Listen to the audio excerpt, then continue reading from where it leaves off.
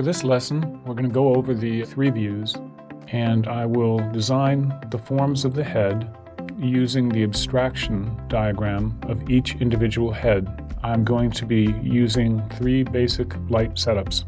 As the protege to the famous Fred Fixler, who worked directly under the legendary Frank Riley, Mark Westermo gained unrivaled knowledge of the Riley method for drawing the head, upon which he founded an illustrious career in Hollywood movie poster design.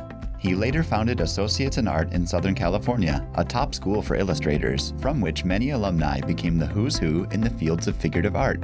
We hope that this series helps serve as part of his legacy. Before we get into the lesson, which is how to describe the head in light and shadow, I want to explain some of the basics behind monochrome drawing.